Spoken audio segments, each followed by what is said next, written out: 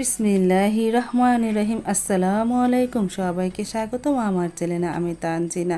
সকালে অনেকটাই বৃষ্টি হয়েছিল, এখন কমেছে অবশ্য, কিন্তু হালকা গুড়ি গুড়ি বৃষ্টি পড়তেছে।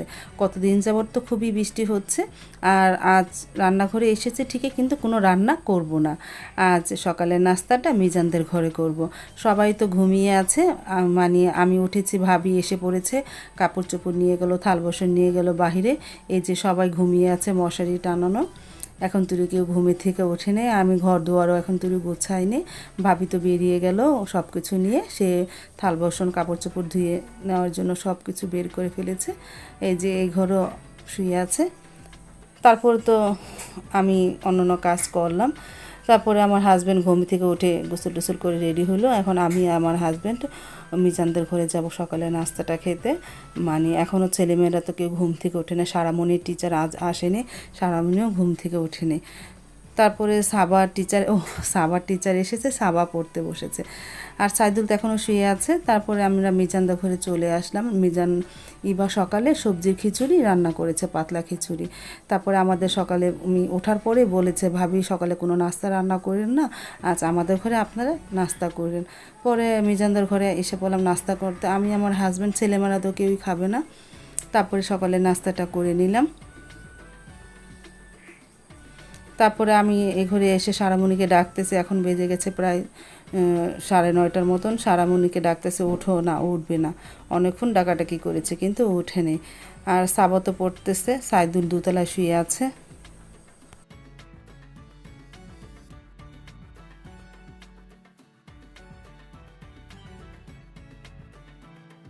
গতকালকে তো আমার হাজব্যান্ড আম এনেছিল রাত্রে, আর মিজানদের ঘরে দেইনি। সকালে আমাকে বলে গেছে মিজানদের ঘরে করলাম আম দিয়ে এসো। তারপরে আমি ঝুড়িতে কয়েকটা আম নিয়ে মিজানদের ঘরে দিয়ে আসতে যাচ্ছি।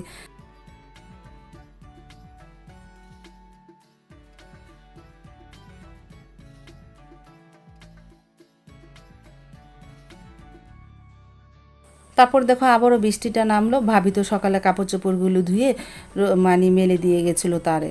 তখন তো বৃষ্টি ছিল না, মনে করেছে আজ একটু রৌদ্র উঠবে, কিন্তু না, আবারও বৃষ্টি নামলো। তারপরে ছেলেমেয়েরা তো সবাই ঘুম থেকে উঠেছে, সাবা তো আগেই উঠেছে। তারপরে সারাও তো উঠেছে, সাইদুলে উঠেছে, ওরা আমের জুস খাবে, সেজন্য আমের জুস বানাচ্ছি। গুঁড়ো দুধ, চিনি আর আম দিয়ে। এই যে আমি ব্লান্ডারে ব্লান্ড করে নিয়েছি। তারপর এটা দিয়ে ভালোভাবে একটু ঘুটে নিলাম। এখন ওদের গ্লাসগুলোর মধ্যে ঢেলে দিব, জুস খাবে। এই যে ঢালতাছি।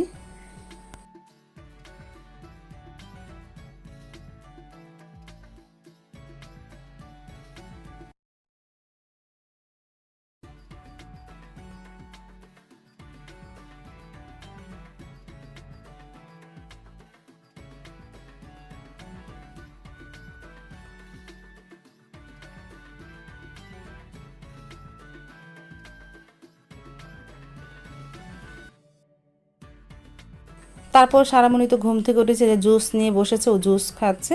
আর সাবাও খেয়ে নিতেছে, সাইদুল তো দোতলায় চলে গিয়েছে। আর এদিকে আমার হাজব্যান্ড বাজার পাঠিয়ে দিয়েছে, মিষ্টি কুমড়ো শাক পাঠিয়েছে। মা কেটে না বেছে নিতেছে, আর আমাকে পিএস টিএস কেটে দিল। বললাম কি দেওয়া লাগবে না, আপনি রেস্ট নেন, আমি কেটে নিব। না, আমাকে দাও, আমি কেটে দিই। তারপর মা পিএস টিএস কেটে দিল, আর ভাবি আর মা শাকগুলো বেছে ফেললো। আমি আজকে কি রান্না করব সব কিছু গুছিয়ে নিয়েছি। উস্তা দিয়ে গতকালকে পোয়া মাছ লবণ রেখেছিলাম, তা রান্না করব। আর নদীর কিছু ছোট ছোট গুঁড়া মাছ নামিয়েছি, তা ধন্দল দিয়ে চচ্চড়ি করব। আর আর গজার মাছটা লবণ দিয়ে রাখি, মিষ্টি কুমড়ো শাক এনেছে না, আগামীকাল রান্না করব। আর মুরগি গোস্ত বের করে দিয়েছি, মুরগির বুকের মাংসটা দেখি কি করা যায়, ছেলেমেয়েরা কীভাবে খায়, ওটা পরে রান্না করব। তো সব কিছু গুছিয়ে নিয়েছি, রান্নাটা শুরুও করে দিলাম। আমি প্রথমেই লবণ দেওয়া পোয়া মাছটা রান্না করতেছি উস্তা দিয়ে। আমি পেঁয়াজ, কাঁচামরিচ, একটু হলুদ গুঁড়া, মরিচ গুঁড়া, ধনিয়া গুঁড়া, এখানে আদা রসুন আর লবণ দিতে ভুলে গিয়েছিলাম। পরে তারা মাখার পরে মনে পড়েছে, তারপরে আদা রসুন আর লবণটা দিয়ে নিয়েছি। তারপর ভালোভাবে মেখে পরিমাণ মতন পানি দিয়ে চুলায় বসিয়ে দিব।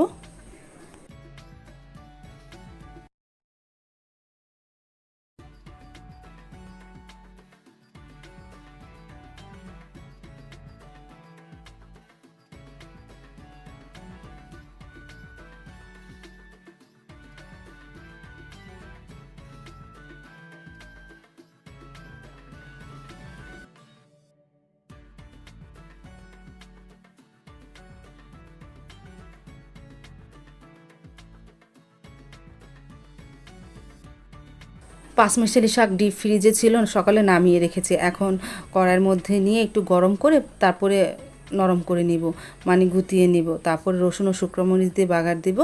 পাঁচমিশালি শাক তো খেতে খুবই ভালো লাগে, নদী পাড়ে দাদি দিয়ে যায় সব সময়। এতগুলি তো একসাথে খাওয়া যায় না, আমি কিছু ফ্রিজে রেখে দিয়েছিলাম ডিপ ফ্রিজে। আর পোয়া মাছটা বলক এসে গেছে, এখন দিয়ে দিব উস্তা। উস্তা দিয়ে আর ঢাকবো না, মিডিয়াম আছে আস্তে আস্তে এই তরকারিটা রান্না করে ফেলবো।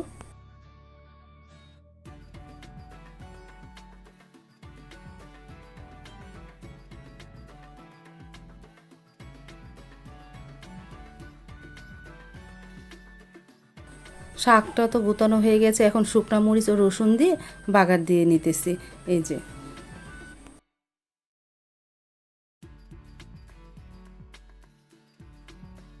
শাকটা হয়ে যাওয়ার পর এখন গুঁড়া মাছটা চুলায় বসিয়ে দিব। আমি পেঁয়াজ, কাঁচামরিচ, এই তারপর একটু হলুদের গুঁড়া, মরিচের গুঁড়া, ধনিয়ার গুঁড়া, লবণ সব কিছু নিয়েছি। আর এখন দেবো তেল। তেল দিয়ে ভালোভাবে এই গুঁড়া মাছটা মেখে নেব। এখানে কয়েক পদের গুঁড়া মাছ আছে, বেলে মাছ আছে, ছোটো ট্যাংরা মাছ আছে, ছোটো পাবদা মাছ আছে, ছোটো পুঁটি মাছ আছে। মানে নদীর গুঁড়া মাছ তো খেতে ভালোই লাগে, সাথে ধুন্দুল দিয়ে মেখে রান্না করলে খেতে অনেক ভালো লাগে এই গুঁড়া মাছের চচ্চড়িটা। আমি একটু ঝাল ঝাল করে রান্না করতেছি, কয়েকটা কাঁচামরিচও দিয়েছি এর মধ্যে বেশি করে। তারপর ভালোভাবে মেখে নিতেছি, তারপর অল্প একটু পানি দিয়ে চুলায় বসিয়ে দিব, সাথে ধুন্দুলের সাথে আলুও দিয়েছি।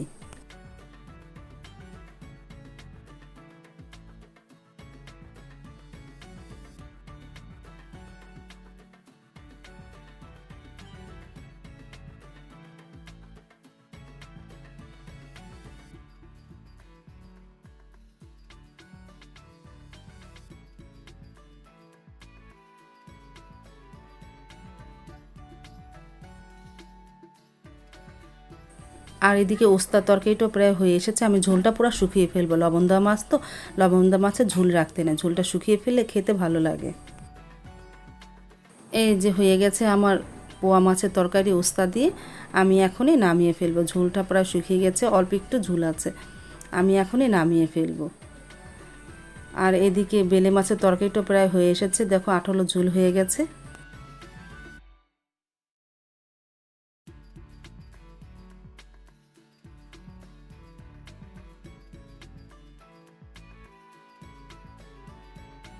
রান্না তো প্রায় আমার হয়ে গেছে, সবার শেষে মুড়ি গোস্তটা রান্না করতেছি। মুড়ি গোস্তটা ছোটো ছোটো করে কেটে নিয়েছি, সাথে পেঁয়াজ ও কাঁচামরিচ দিয়েছি। এখন অল্প একটু তেল দিয়ে ভাজা ভাজা করে নিতেছি, সাথে একটু মরিচের গুঁড়োও দিয়েছি। তারপর তো রান্নাটা আমার হয়ে গেল, আমি সব কিছু টেবিলে এনে রেখে দিলাম। কী কী রান্না করেছি, পাঁচমিশালি শাক রান্না করেছি, তারপরে নদীর গুঁড়া মাছ রান্না করেছি ধুন্দুল দিয়ে, পোয়া মাছ ওস্তা দিয়ে আলু দিয়ে রান্না করেছি, আর মুরগির গোস্ত হয়ে গেছে। সাথে একটা ক্যাপসিকামও দিয়েছে, ইভা দিয়েছিল, সেই ক্যাপসিকামটা এই মাংসের সাথে দিয়ে দিলাম। তারপর তো ইবাদের ঘরের থেকে 2 পদের তরকারি দিল, তেলাপিয়া মাছ আর সবজি দিয়ে গেল, মানে নিরামিষ রান্না করেছিল। এখন আমিও ইবাদের ঘরে তরকারিটা বেড়ে ফেলবো, বাবার জন্য দিয়ে আসবো। এই যে বেড়ে ফেলেছি পোয়া মাছ, গুঁড়া মাছ আর পাঁচমিশালি শাক, এই 3 পদের তরকারি এখন মিজানদার ঘরে দিয়ে আসবো।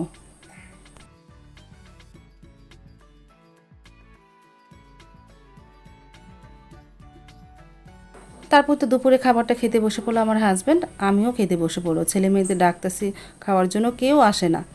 মানে এক একজনে তো ভাত খায় না, যার যখন মনে চায় সে সেটাই খায়। আমি এখন খেতে বসে পড়বো।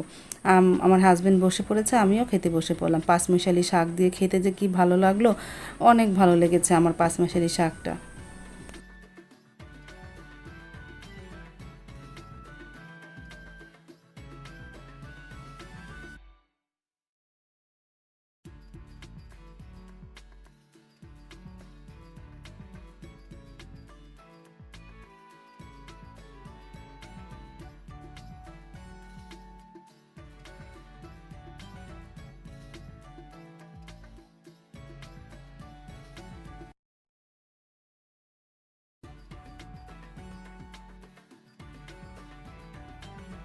বেজে গেছে প্রায় 4টার মতন, আমার হাজব্যান্ড দোকানে চলে যাবো, আর তখন ইভা দিয়ে গেল শ্যামাই, লাচ্ছি শ্যামাই।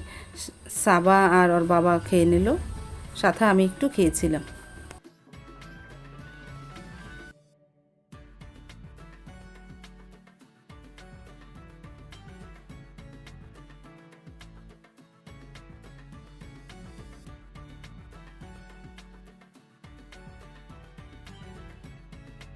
আসরের নামাজটা শেষ করে বেরিয়ে পড়ো। আমি তো বিকালে হাঁটতে যাই, 2 দিন হাঁটতে পারিনি বৃষ্টির জন্য। আজ আবার বৃষ্টি নেই বিকালে, এজন্য বেরিয়েছি হাঁটার জন্য। আমার সাথে আজ ইভা বেরিয়েছে, ইভাও আমার সাথে হাঁটবে, বলতেছে ভাবি আপনার সাথে আমি হাঁটবো। তারপরে ও আর আমি হাঁটতে বেরিয়ে পড়লাম। এই যে এসে পড়েছি, বাসায় এসে রেস্ট নিলাম। এসে দেখি সারামণি বসে চকস খাচ্ছে আর মোবাইলে বোনদের সাথে কথা বলতেছে, চাস্তো বোনেদের সাথে। তারপরে আমি কিছুক্ষণ রেস্ট নিলাম, রেস্ট নেওয়ার পর আবারও রান্নাঘরে চলে গেলাম, কারণ আমার হাজব্যান্ড একটা কাঁঠাল এনেছিল। কাঁঠালটা ভালোই হয়েছে, মানে শক্ত হয়েছে, আজ কাঁঠালটা নরম হয়নি, শক্ত কাঁঠাল হয়েছে, কিন্তু অনেকটাই মিষ্টি ছিল। তারপরে ইবাদার ঘরে আর বড় ভাইয়ারে দিয়ে আসবো, 2 ঘরে দিয়ে আসে, তারপরে আমরা বসে খাবো। এই যে বাটিতে বেড়ে ফেলেছি।